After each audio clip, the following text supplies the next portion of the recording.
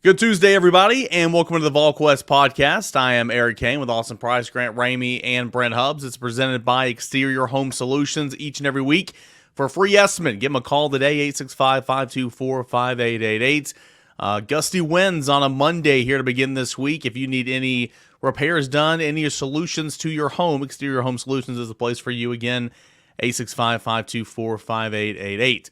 A lot going on. It was an eventful weekend for the University of Tennessee in the NFL draft. 5 volunteers selected in the first 3 rounds. Of course, top 10 picked Chicago Bears, Grant Ramey's favorite team. Darnell Wright goes number 10. And then the run on volunteers there at the beginning of the 3rd round. We'll get into each specific placement here in just a moment. But first, Brent, kind of overall thoughts on Tennessee showing in the NFL draft this past weekend. Well, I think when you look at it from the standpoint of Tennessee had, 5 players taken in the top 75 picks, something like that. I mean, that's a great marketing tool, and that's a great reference point, and that's something Tennessee can sell. Obviously, there's some things Tennessee is going to have to kind of counter that's out there about Tennessee, the narrative a little bit with the offense and it not being a, quote, pro-style offense. That's something I think Josh Heupel's always going to have to deal with, particularly until somebody really hits per se in the NFL from Tennessee. And he's not had a chance yet. It's not like anybody's failing there. The Buffalo Bills receiver from Central Florida had a great year last year. So it's not like they don't have success out there in the draft, but you're going to hear that narrative out there. My biggest takeaway from the draft in general, guys, and anybody can jump in here that wants to, is too many versions of a mock draft. There's too much out there. Too much movement with guys that I think is a reminder to me, and I like the draft, but I didn't follow it because Tennessee hadn't been as involved. I hadn't followed it, day by day as I have. But Grant, when you've got, Hendon Hooker in the first round in a mock draft, and the same guy 2 weeks later has him out of the first round, and he ends up going in the 3rd round, there's just a lot of false narratives out there. And I think that's something that is a cautionary tale, as Jesse Simonton pointed out in his column about Will Levis. But it's a reminder that there's a whole lot of guessing going on, and there's some movement going on, I think, to draw some interest and draw some, some storylines, if you will. There's just so many people, and there's, like you said, so many guesses, so many mock drafts. It lasts so long from, the Senior Bowl on through all up until draft week. It's like there's a new mock draft out every day from somebody, and there's a Mike Tannenbaum that's putting Hooker at number 5 overall. And does he really believe that, or is he just doing this to, get some eyeballs on what he's working on? And it feels like the longer you go through the process every year, there's that one quarterback that kind of just keeps climbing and keeps climbing and keeps climbing, and you wonder what's happening given the fact that he's not playing football. He's going through the pre-draft process. It's just people talking basically. And individual workouts and all that stuff. But with Hendon, he's not even able to work out. He's just meeting with teams. He went to the Senior Bowl and, he was just there hanging out and meeting with teams and going through interviews and stuff like that. And I guess that's why he started to climb all those mock drafts, because of how impressive he is in an interview session and how well he speaks for himself and what people talk about him at Tennessee, the people around him. But yeah, at the end of the day, it's speculation. It's guesses. It's people trying to plug in where they think he might go. But like Brent said, top, 5 guys drafted, I think it was in the top 100. Is that right? I think only Alabama, 7 had more than Tennessee. That's right. In that, I think Georgia had 4, Penn State had 4, maybe Ohio State, something like that. So, I mean, it's disappointing that they did slide to the 3rd round, all 4 of those guys, and they didn't go higher. But at the same time, like Brent said, it's good material to recruit with, that you got your guys, 5 guys drafted in the top 100 at the end of the day. I feel like if you take a step back, and again, I want to get into specifics with these players here in a moment, but Austin, kind of what Brent said to begin things off, if you take a step back and just sit here and say, all right, Josh Heupel, 2nd-year head coach, 5 guys drafted in the top 80 or top 77, he had a top 10 pick in Darnell Wright. Regardless if some of those guys should have been picked higher, they slid or whatever, from a recruiting standpoint and from a program development standpoint, player development standpoint, I mean, that's got to be a great weekend and a great tool moving forward to try to get more blue chippers into your program. Yeah, it does. I mean, like, again, I think for some prospects, they're going to hear a negative pitch from a school and they're going to immediately roll their eyes because they don't want to hear a negative pitch. Some kids are going to hear it and it's going to become a thing for them. And that goes that way for anybody. You know, I think the biggest thing is, every kid, you got to find out what makes each prospect tick. So you can't let it affect you in recruiting, because again, every kid thinks differently. But for Josh Heupel, I think, it still ends up being super successful because of the totality in the top 75, right? Like if this was, if they had went, 133, 156, and then, basically if you'd had 3 in the top 75 and then the other 2 spaced out, but because Tennessee had that run in the 3rd round, when you look at the totality of it all, it looks really impressive. If I'm Josh Heupel, I do wish that you could have got a Banks or a Carvin in there in the 6th or 7th round just to add to your total. The number you were at after day 2 is where you ended it for the whole draft, which is still, you look at it, there's only, a handful of teams nationally that had more draft picks than you did. Tennessee's got to find a way to do that more next year. Well, and I'll say this. If you go back to Josh Heupel's first team meeting, who would have said, though, that was going to happen? Nobody. If you go to his first team meeting and you look at who's in that room and where guys are and who guys are at that point, who's sitting there going, all right, they're going to have 5 guys taken in the top 77 picks. Nobody had Darnell Wright going in the top 10. Cedric Tillman was an afterthought in that team meeting. He hadn't played. Jalen Hyatt was, just kind of being, trying to figure it out and was struggling to figure it out. Hendon Hooker was, when Hendon Hooker committed to Tennessee as a transfer, everybody said, who, what? Like it resonated to no degree, Austin Price, when Hendon Hooker committed to Tennessee. Well, I think it resonated just a fraction, only because people pulled up the YouTube clips and they saw a similarity to Dobbs, and Dobbs was the last quarterback that had success here. But as far as like exiting spring, I do think you're right that it didn't resonate at all. I think when the initial commitment happened, which is when Pruitt was still here, people just pulled up the YouTube clips and said, "Oh, it kind of reminds me of Dobbs a little bit, the way he moves around, the way he throws, da da da da." But then he went through spring, and he was not that impressive that first spring. Again, Byron Young, a real success story. Jalen Hyatt had 7 catches or whatever it was before last year. Cedric Tillman, his first 2 years was only brought in to block.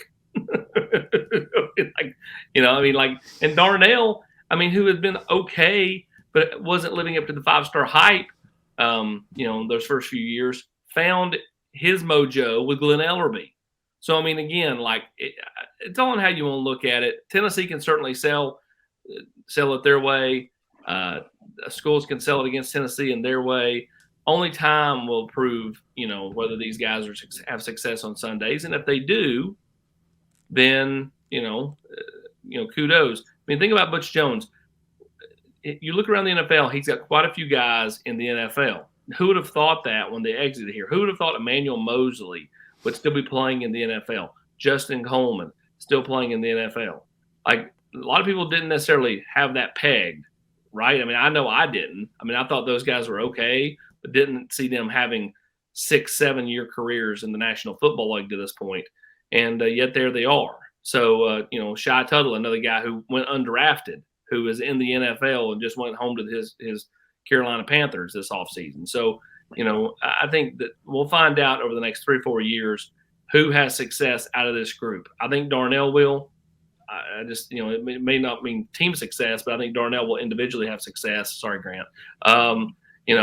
And then, we'll see about the other guys. Does Jalen Hyatt factor? I think Cedric Tillman's going to play. I think Cedric Tillman's going to factor, and I just think he's going to have a good pro career. That's just my opinion. Yeah, here's the other thing, too. You're talking about all those guys who are still in the league from the Butch Jones era.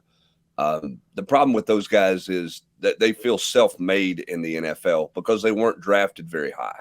Yep. These guys developed to the point that they were drafted, maybe not as high as you wanted them drafted or they thought they were going to be drafted, but they went from, undrafted free agent status or 5th or 6th round status to becoming a second, third, first round draft pick. Whereas those guys that you're talking about with Butch Jones, they were sort of afterthoughts when they left Tennessee, yet they're still in the National Football League, which is a credit to them, but they didn't exactly go and become higher paid guys as rookies because their draft stock wasn't necessarily higher as a senior than it was as a sophomore when they were at Tennessee. You cannot say that about Cedric Tillman, Jalen Hyatt, Hendon Hooker, Darnell Wright, and Byron Young. I mean, if you really think about it, look at the number of players Tennessee has in the league, and you do Vols in the NFL every week. All of those guys are either 5th, 6th, 7th round picks or undrafted free agents. There are very few that are in that 1st, 2nd, 3rd round range. There are very few Darrell Taylors who kind of rose up to 52 or whatever. Eric, you talked about his exact number, a week or two ago, in that 1st and 2nd round range. Like most of those guys are, again, doing it later in rounds. And Trey's different. He fell for another reason. He's a higher pick than what he was allowed to be. But again, most of those guys are later rounds or undrafted free agents. So again, the fact Tennessee's even got NFL players right now in a lot of ways, the mass number that they have is pretty impressive considering where they got drafted and or didn't get drafted at all and have found ways on the NFL rosters as undrafted free agents. Well, let's start at the top here. And Grant, since this is your team, you can get the first say here. Who would have thought that Darnell Wright, I think we all kind of assumed that he was going to be a first rounder by the time the draft got here. Austin called it a long time ago, but he continued to climb and climb and climb. But I don't think anybody thought that he was going to be a top 10 pick. Maybe the second offensive tackle, but the top 10 pick, going number 10 to the Chicago Bears. It is Darnell Wright. The Bears 10 to 18. I said anywhere from 10 to 18. I mean, I was absolutely shocked that he went top 10. Good for him. The Bears had the number 1 overall pick, traded down, and then they flopped picks with the Philadelphia Eagles there on draft night, and they took Darnell Wright there. Grant, being a Bears fan, how exciting is that? How's the fan base, and were you as shocked as I was that Darnell Wright went 10th overall? I mean, he had been mocked there, as much as we put down mock drafts and say it's a bunch of guessing. Mel Kiper did put him at number 9 about 3 weeks ago or something like that to Chicago.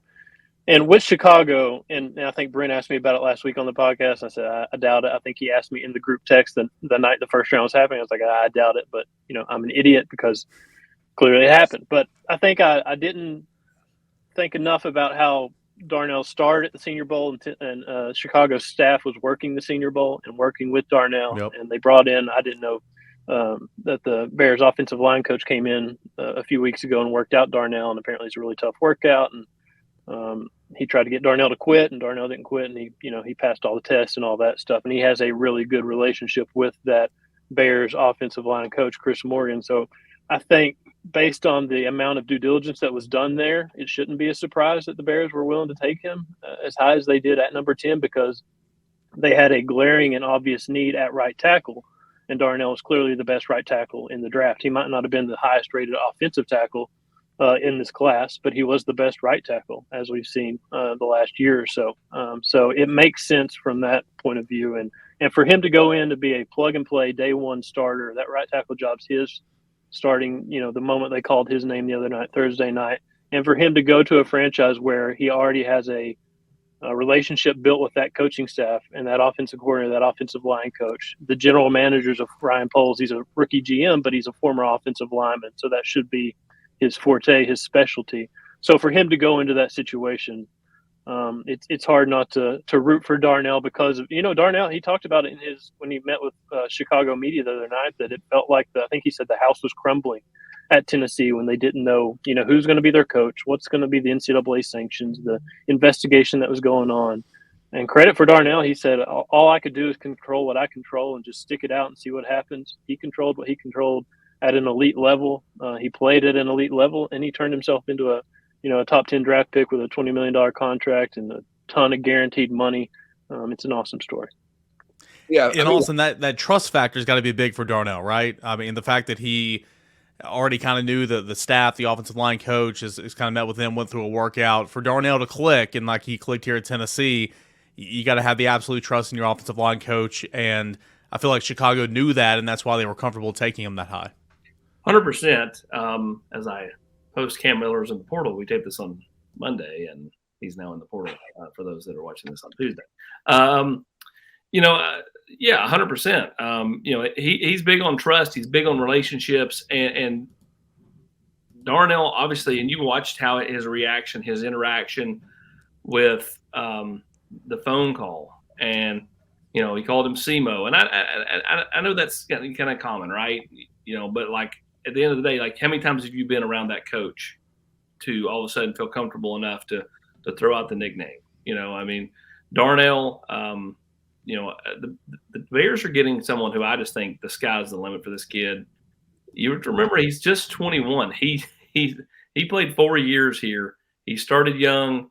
Had he come back, he would have played his entire, 5th year as a 22-year-old and not turned 23 until he was in camp with an NFL team. Now he'll turn 22 when he is in camp in August with the Bears. And so he's got a lot of football ahead of him, a lot of bright football ahead of him. And, Justin Fields is excited. You saw that on Twitter. I don't think that was just kind of like, just a random, just like, check the box type tweet. They were really high on Darnell Wright, and a lot of people are. And, I'm super excited for the kid. Hubs and I have been around this kid since high school. Again, I felt fortunate enough to be one of the few people that have gotten in with this kid, mostly because, his high school coach, Billy Seals, and I went to the same high school. Billy taught at Morristown East, and so, it kind of got my foot in the door there. And again, Darnell, just a good kid, man. I root hard for a lot of those kids that got drafted, but specifically him more maybe than the others. Yeah, I think it says a lot about Darnell, what people think of his upside. For the Bears to pass on the kid from Northwestern, I'm going to mess up his last name, who's a Chicago native. Peter Skoronsky. Skoronsky, yeah. Yeah, well, he's a guard, so. I know. That's what I'm saying. They needed a true tackle, and Darnell's a true tackle. Here's the other thing I think you're seeing more and more with the draft, and I learned this talking to Coach Dave McGinnis on Friday when I was in Nashville doing some draft coverage with Titans Radio. The Senior Bowl's carrying more weight than it's ever carried. When you look at the number of players who are getting drafted out of the Senior Bowl, the number of players who have improved their stock significantly at the Senior Bowl, because of what you said, Grant, the fact that NFL staffs are down there working that bowl. They're working not just on game day, but they're doing drills and they're involved. I'm not saying it's more important than the combine, because it's not, because the combine, you got all the medical stuff, you do all the personnel interview and that type of thing. But the football part of it, the Senior Bowl is really important. And if you're a college player and you get invited to the Senior Bowl, you better accept that invite, because that's where you can really improve your stock more than a private workout or a pro day. I think the Senior Bowl right now, with what Jim Nagy's done down there in terms of getting better players into that bowl, there was a period of time 8 or 10 years ago where there wasn't a lot of really good players there. You look, I think 100 participants last year were drafted. I don't know what the number is this year. That thing's taking on a brand new level of importance. And I think that's something college players should remember if that invite comes, because you can make a lot of money at the Senior Bowl. And I think Darnell started his track to making a lot more money with his play at the Senior Bowl. And I think it's worth noting that Chris Morgan told Darnell, it was really hard not to tell you in advance that we were going to pick you. So I think there was a lot of conviction from the Bears that we're taking Darnell. It's just a matter of where in the draft are we taking him? Are we taking him at number 9? Do we expect Jalen Carter to get to us? Are we going to try to trade that pick? Because there's all the talk around Jalen Carter. And, is he a self-starter? Is he a real worker? Does he have maturity issues? All the stuff that people kind of throw out there in that pre-draft process. And Chicago would obviously he's a talented player, and Chicago needs somebody like Jalen Carter, but that might not be the best fit for him. Philly might be the better fit for him. I think for the Bears, it's just a matter of how far can we trade back and still get Darnell. They only went back one spot. Maybe they didn't have a trade partner beyond that. But I think there was some conviction from the Bears entering the draft that we're drafting Darnell Wright wherever we have to draft him. Was it Darnell Wright no matter what? It was Darnell Wright no matter what, and it was on a little yellow sticky pad. He took it out of his pocket, unfolded it, traded a bunch of picks, all that. You got to love it. All right. As far as the quarterbacks, you had Bryce Young that went number 1 to the Panthers, CJ Stroud number 2 to the Texans. That was about as expected. Anthony Richardson went 4th to the Colts, and then the slide happened. Nobody took Will Levis. Nobody traded in to get either one of him or Hendon Hooker. You had 3 teams picking towards the top of the second round, and the Tennessee Titans at 41, the Seahawks at 37, and the Rams at 36 that all could take a quarterback. It was the Titans that moved up, took Will Levis with the second pick of the second round. That makes it just now 3 quarterbacks in the last 6 years who have gone in the second round, because Hendon Hooker slides and he goes to the Lions with I think it was the 5th pick of the third round, going to the Detroit Lions. As far as just the makeup, as far as the fit, none of us are Detroit Lions experts on this podcast. I understand that, but it's a situation, Austin, where you got Jared Goff. I don't believe there's any guaranteed money in 24. I think 23 is a big season for Jared Goff.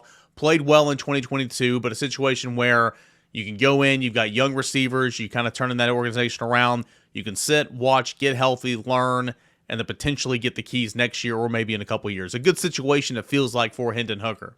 Well, 100% it's a good situation because they're an up and coming, team that the franchise has got a lot of youth, got a lot of excitement around it. Just a couple of years ago, they were a team that played a bunch of close games but couldn't get over the hump, And then last year they finally get over the hump. They finished above 500 at the end of the season win at Lambeau. That's something they hadn't done since the early 90s. Now they've done it, I think, 2 times in 3 years or something like that. I mean, they just don't win at Lambeau late, especially late in the year outside. And the Lions have got a lot of young talent on both sides of the ball. Love their young receiving core, with Jameson Williams. And, we'll see what Goff does. But Detroit's got a nice young nucleus. And, there's a lot of excitement there. And Aaron Rodgers is no longer in the North, so it's wide open.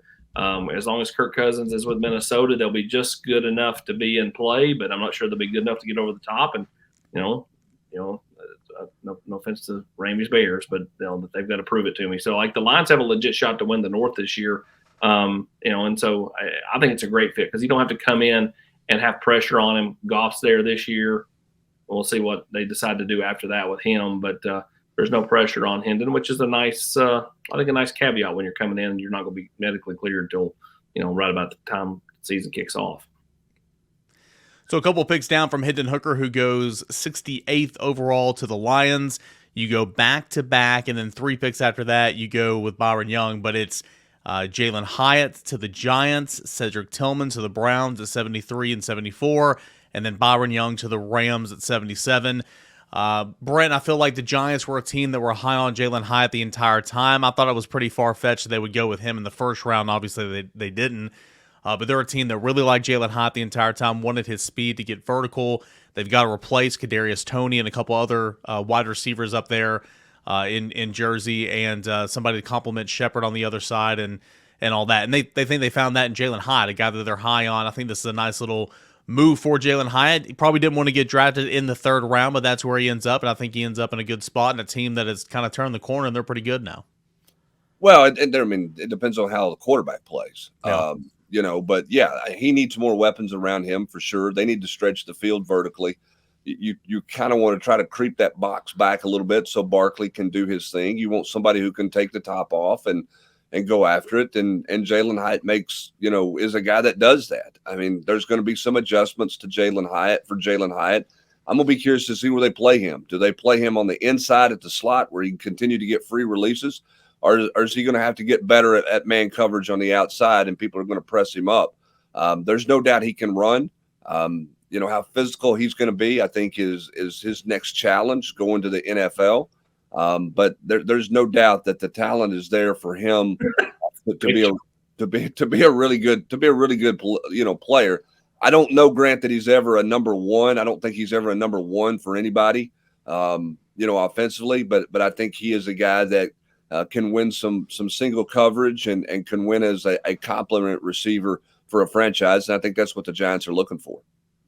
Yeah, and I don't think he has to be a number one. I don't think you're drafting him to be a number one. I think you're drafting him to be that guy that you talked about, that brings that speed, that takes the top off opposing defenses, and is that deep threat. And if you got the quarterback and the offense that can make it work, and it's very similar to Hendon, an up-and-coming franchise, and they're kind of going forward in the right way.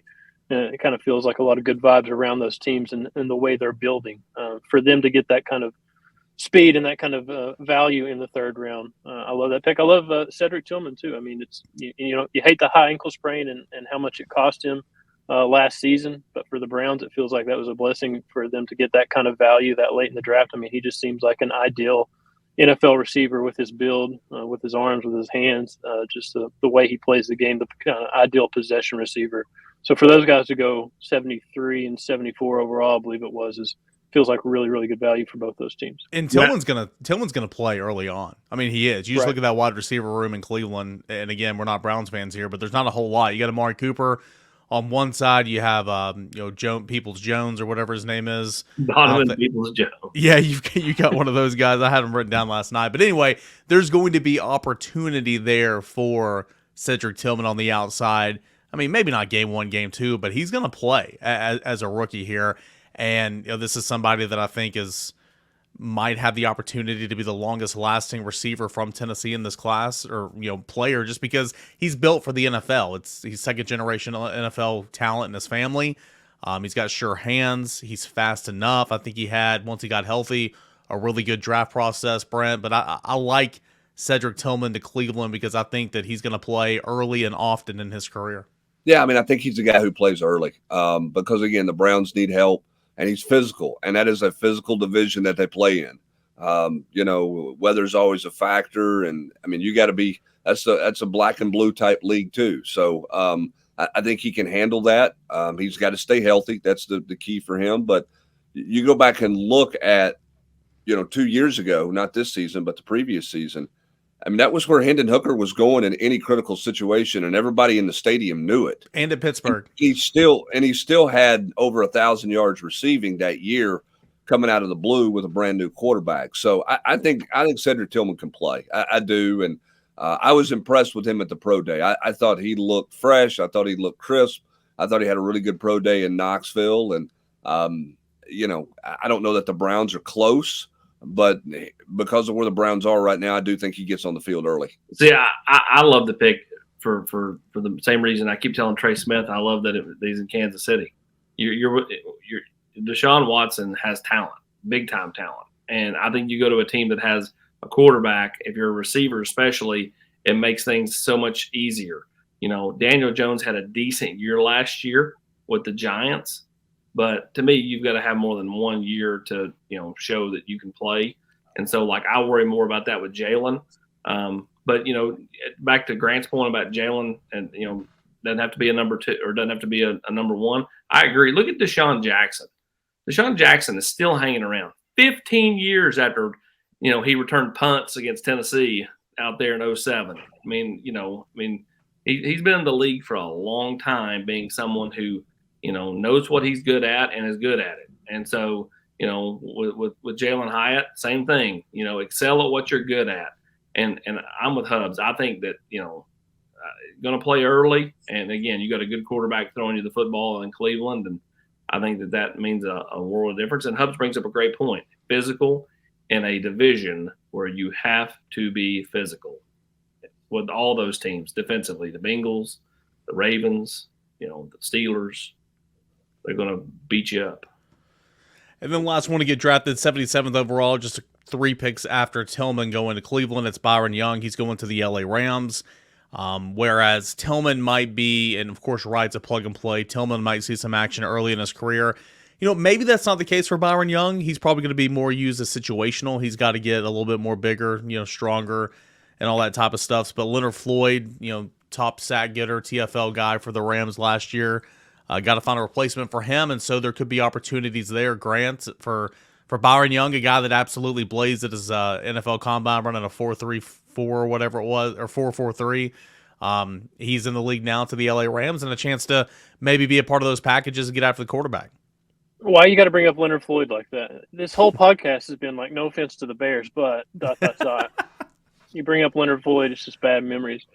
I mean, I don't know. Everybody knows Byron's story, but it feels like you still can't overstate enough the fact that he goes from an assistant manager at Dollar General in Columbus, Georgia, to seeing a tryout for Georgia Military College and all that stuff, and getting an offer at Tennessee and doing what he did the last 2 years. I think it feels like for all these guys, for Darnell, for Jalen, for Cedric, there's a certain amount of patience that had to pay off, and a certain amount of you just had to find the right opportunity, and the right coaches had to find the right players and put them into place. I mean, I think if you have that talent, somebody's going to find you, and you're going to be able to take advantage of that talent. And for him to go from where he was just a few years ago in Columbus, Georgia, to putting up the insane numbers he put up at the Combine, to suddenly being a third-round pick, and now you're headed to the Los Angeles Rams to play with those guys that you just rattled off. I mean, I don't think you can overstate it. And it's a good thing where he's going into where he just has to be used situationally, and he doesn't have to be leaned on from day one to be the man. And he can kind of work his way in because it's an incredible opportunity. in an incredible situation.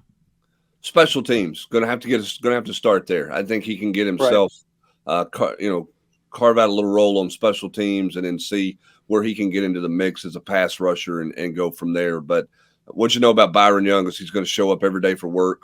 He's not afraid to work. He enjoys working, and he's going to do everything he can to take full advantage of the opportunity in front of him. Grant, I'll send you the link to the Super Bowl Shuffle when the podcast is over, so you can have something fun about your Bears since the first. As if I don't have it already saved or anything. Yeah, ready to go. You don't have it. I would ask you to sing it for us, but I'm not sure. I'm not sure anybody's interested in hearing you sing like Willie Gault, but you can remember that one at a later date, right? Right. I've got a Bears starter jacket within reach over here. I could pull it out if I need to. All right, so 5 Vols drafted. Then you had Princeton Fance, undrafted free agent deal to the Cowboys. Jerome Carvin to the Chiefs, linking up not with Trey Smith, but also with Wanya Morris, who went to the Chiefs in the 3rd round. Jeremy Banks to the Buccaneers, Paxton Brooks to the Colts, Latrell Bumpus to the Giants. All those guys going to have an opportunity to try to make camp and then ultimately try to make those football teams. And all the coverage from this past weekend, Vols and the NFL Draft over at Volquest.com. Big thanks to our friends over Exterior Home Solutions for making this podcast possible. Your roof, it's the most important protection against nature for your home or your business. That's why I trust the experts at Exterior Home Solutions. Special thanks to our friends at Exterior Home Solutions for their continued sponsorship of the Volquest podcast. Be sure to hit that like button on this podcast and subscribe to the channel. We certainly appreciate everybody's support for that. The Tennessee baseball team, Eric Kane, everybody wondered if they really did find their footing against Vanderbilt after that sweep and that was just dramatic walk-off win Friday night against the Commodores. They apparently have, as Tennessee found a way to get a sweep against Mississippi State. Big lead, gave it away, rallied from behind in day 2, and then just mashed in a run rule over the weekend in game 3 of that series. What do you make of this baseball team now as they leave the hitter's park and hit the road to go to Athens, Georgia? Yeah, I mean, they did what they were supposed to do, right? You kind of found your footing and kind of turned the season, if you will, for right now against Vanderbilt in sweeping fashion. And then you host a Mississippi State team that the offense got a little pop to it, but there's just no pitching on that staff. That's probably the worst pitching staff in the SEC, and there's not too many teams close to that. So even when they got behind early on in every single game, you knew it was far from over, and Tennessee's bat just came alive. And what was also impressive was they found different ways to win. You kind of mentioned it there, Brent. They had a big lead on Thursday night, gave that big lead up, and then Griffin Merritt walks it off. They were trailing by 5 runs on Friday in game 2, came back and won by 4. And then on Sunday, they just smashed to the end and won in run rule fashion. So look good. They did what they were supposed to do. You can see that lineup is just getting deeper and deeper. They made that switch I wrote about in the 3-2-1 of moving up Hunter Inslee to 2, Jared Dickey to 3, Burke to the cleanup, and Moore to 5. And they've kind of ran with that the last 2 weekends. And it's paying dividends in a big way because Jared Dickey can hit literally anything, and Christian Moore had a big weekend in the 5-hole. So did what they were supposed to do, looking pretty good at doing it, and now a challenge of going on the road and trying to win on the road against a team in Georgia that is a little all over the map, but you've only got one road victory this season if you're Tennessee. So that's the challenge this week. Yeah, no doubt. And, I think Drew Beam for 2 straight weeks has thrown the ball well. I think that's a positive for Tennessee. Chase Dollander did not have his best stuff as he was sick, so we'll see where that is at and exactly what things look like. But it seems like they found their weekend rotation and what they're going to go with here, and it seems like they're getting the tone they want started in the way that they're competing on Friday night with that rotation change. Yeah, Andrew Lindsay's been great. He's given you everything that you possibly thought he could. He just continues to stretch out. He can go longer and deeper into games, and that's really, really great to see. He's arguably got the nastiest stuff of anybody on staff, and that includes Chase Burns, that includes Chase Dollander. This is a guy that's got some really, really good stuff, and he used to be a weekend starter 2 years ago. Of course, took the last year off, and now he's back and has worked his way back in the starting rotation here now at Tennessee. Chase Dollander was pitching about as best as he has all year long, but he was sick. And if you saw him walk around the ballpark, there's no chance you'd think that he was going to pitch that day. But he did. He was back in there working out the day after. He still looked pretty sick. He wasn't the only one that was sick, but wanted to give it a go for his team, and ultimately that was probably the wrong decision, because he got roughed up a little bit. But still, he was out there. And then, of course, Drew Beam, he's separating himself from that start at Arkansas where it was just really bad, but he looked really, really good. And so in doing this, you got Burns again out of the bullpen that you feel so good about. They got to get Halverson going. Halverson's been slacking a little bit the last couple of weeks, not just really kind of finding his way. And then it was good to see Canham Sewell be as dominant as he was in game 2. So yeah, that's the rotation they're going to go with. You love the options you have in the bullpen, and this team is really starting to kind of come together now. 9 games left in the SEC regular season. If Tennessee wins 5 of them, 6 of them, you're potentially looking at hosting a regional. But to get to that lucky number 14, you're just 3 games away. Well, Beam, to me, has been the anchor all year long. And I mean, you look at the Florida series, you look at the LSU series, where Tennessee lost games on the first 2 games of both the series. He's able to get a win on either Saturday or Sunday, depending on when the series started. He did have that terrible outing at Arkansas, but you're right. I mean, be able to throw a complete game Sunday, you didn't have to throw anybody else. Which goes back to a week ago when Dolander did the same thing on a run rule against Vanderbilt. When again, you didn't have to throw anybody, you saved some arms. Because you're going to need them, especially going on the road. South Carolina's playing good baseball here in a few weeks. And then obviously, you go to Georgia, and as Eric noted, Georgia's kind of been all over the map. They've been really good at times, then kind of at times. But who in the hell is Christian Scott? And what did they do with him? Because all of a sudden he is hitting like at a pace. Like, I mean, I'm telling you, I don't know how many times you saw it on the general's quarters. How many times did you see Christian Scott's killing this team? Christian Scott's killing this team.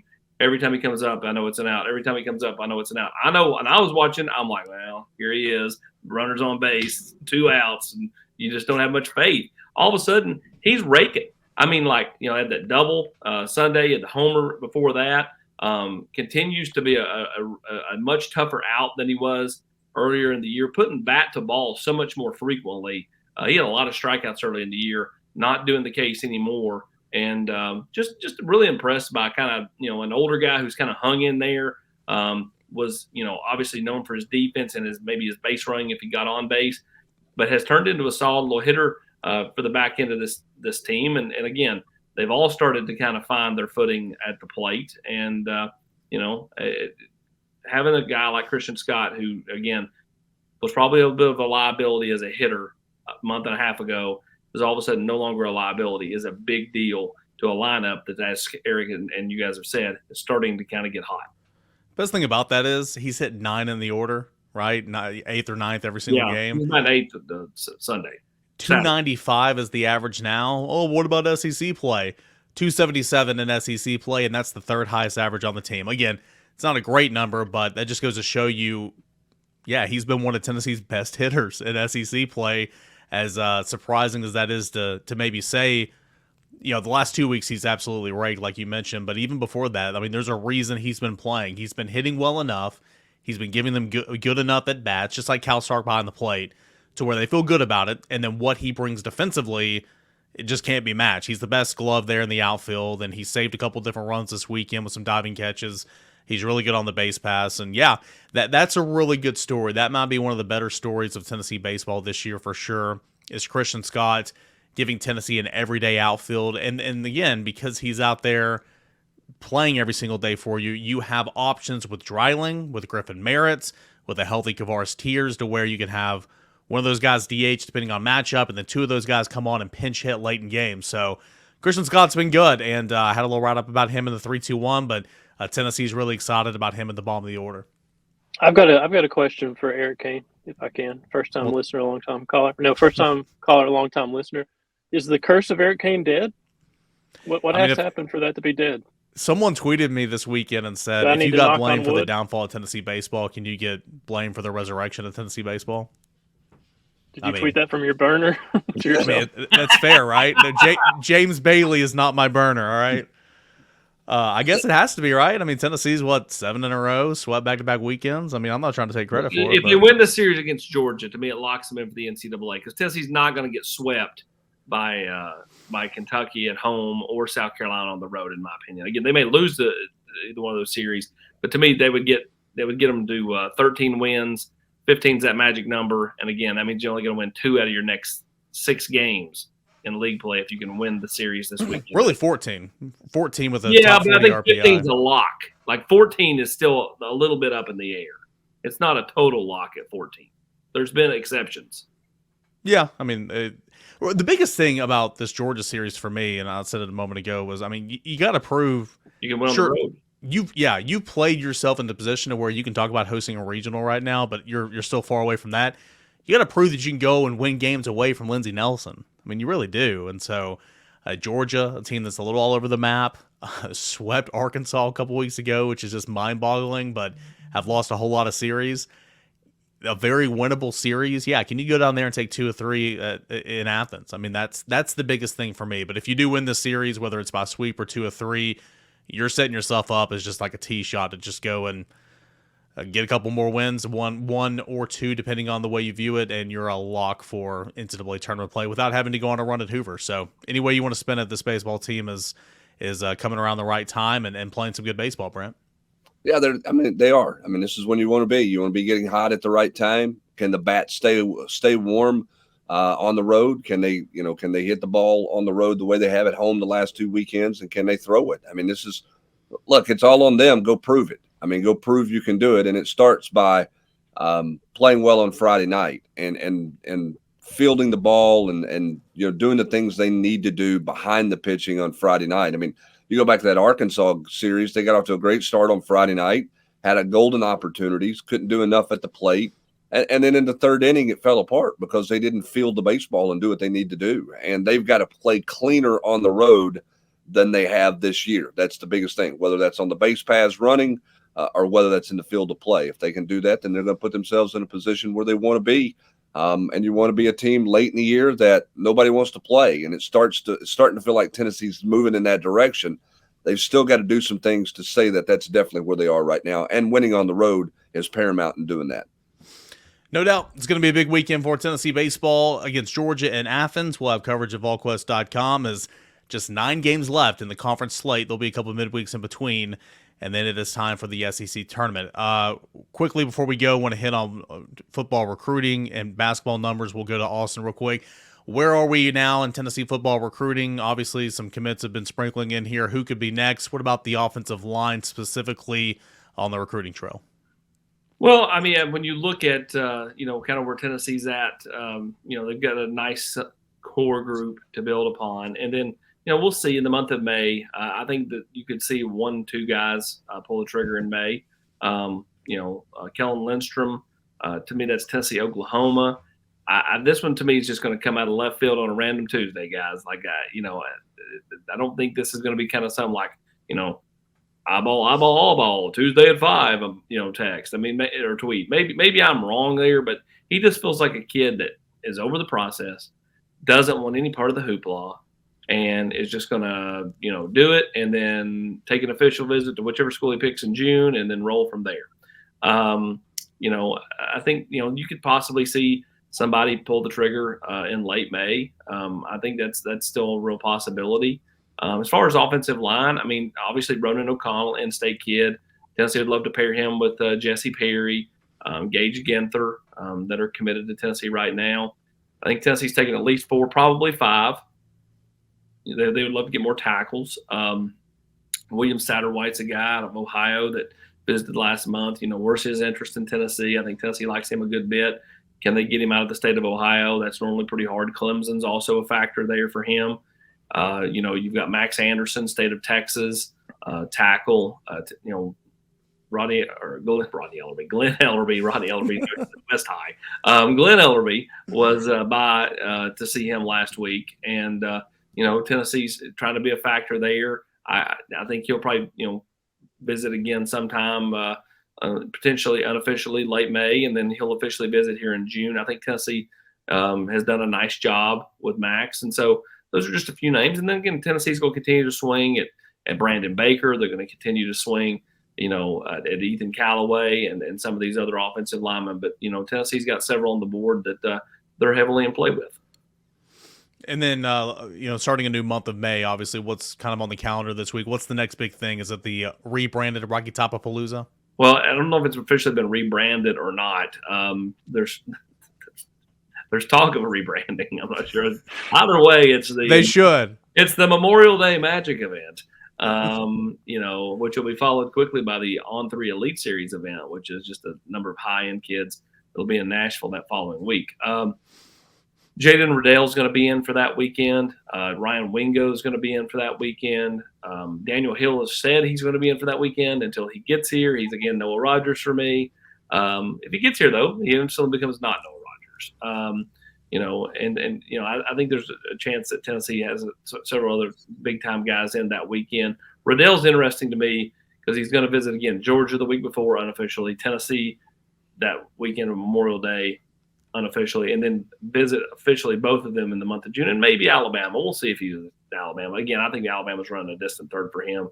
I know what Rusty, put on, Dogs HQ, that if right now, it's really kind of up in the air, but right now he would take Georgia. I think both sides feel like it's kind of, I think everybody involved thinks it's kind of right down the middle, 50-50, depending on which side you're on. It could be 51-49. Again, last week I said I would still take Tennessee. I know Chad said he would take Tennessee. Rusty says he would take Georgia. I think we all know we're kind of everybody's getting it from everybody's different side. And talking to Jaden, I think the kid's legitimately torn quite a bit, but I think he really likes Alec Ablin, and he likes Tennessee's makeup as a coaching staff. All right, and finally, to conclude this edition of the podcast, Grant, a lot of people have been asking about the numbers for Tennessee basketball. Any update on how that's going to kind of work itself out? At this point, we need a beautiful mind gift is what we need. Eric Kane, ask me if Jordan Gainey's going to be a scholarship player, Eric Kane. No, why is Gainey going to be a scholarship player? That's what I want you to answer. Ask me if he is. What I was told late last week, same thing. Don't shoot the messenger. Same thing I've been told the whole process. He's going to be a scholarship player. They expect somebody to leave via the transfer portal. I don't know who that is. Don't ask me. We'll figure it out. They have a hard deadline of May 11th when the portal closes, so we're sitting here 10 days away where they got to figure it out and get somebody in the portal. And obviously you want to do that sooner rather than later because there's a lot of work to be done once you do get in the portal and you're trying to find a new home. So May 11th is the deadline. The last 2 weekends have been live evaluation periods. And, the War Room Friday night had some, locations where the coaches were over the weekend, and Rick was in, at the Nike event in Arizona, Phoenix, I believe it was. And they were just kind of all over the place at Nike, Under Armour, and Adidas. And there's about 15 or so names for 2024, 2025. I think with 24, they're only going to have a couple slots to fill, and they'll also do some stuff obviously pay attention to the transfer portal and try to help there as well. But only a couple slots to fill in 24, and it's still early there, and it's way early 25. But for the current roster, sitting at 14, they've got 10 days to figure out what's going to happen, how they're going to get to 13, who's going to bounce. I do think it's still at this point Jordan Gainey's a scholarship player, and they're going to have somebody in the portal. Just don't know who. I'm a big, I'm all for Rick going to these Adidas events, Nike events, and everything. But just Hubs, make sure I'm at the Peter Millar event. Aren't you hosting a Peter Millar event? Aren't you like the guest speaker? Yeah. I mean, aren't you the featured speaker at the deal? All I know is Rob is on his 25th anniversary trip with his wife. He's been wearing his Peter Millar Volquest quarter zips all over Italy, and Peter's taking on Italy big time, and we appreciate it. Where would that Peter Millar event be held? No, Austin? you don't send you don't send Austin to a Peter Millar event. Peter Millar goes to Austin. He probably lives in Austin's garage or something. Buddy, if you went to my closet, you just shake your head. Hey, I saw him walk into a Peter Millar store in Nashville, and it was like Norman Cheers when he walked in. Austin! Norm! I get that one, guys.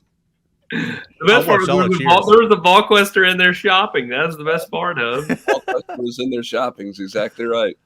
All right. We'll call it quits right there at the mention of Austin's Closets. Every single week is presented by Exterior Home Solutions. For a free estimate, give them a call today at 865-524-5888. A big thank you, as always, to our proud sponsors, Exterior Home Solutions. Be sure to like and subscribe this video. Get in front of more Tennessee fans. If you haven't already subscribe to the Volquest YouTube channel, I encourage you to go ahead and do that right now. For Grant Ramey, Austin Price, Brent Hubbs, I am Eric Kane. Appreciate you guys for tuning in here on a Tuesday to the Volquest podcast.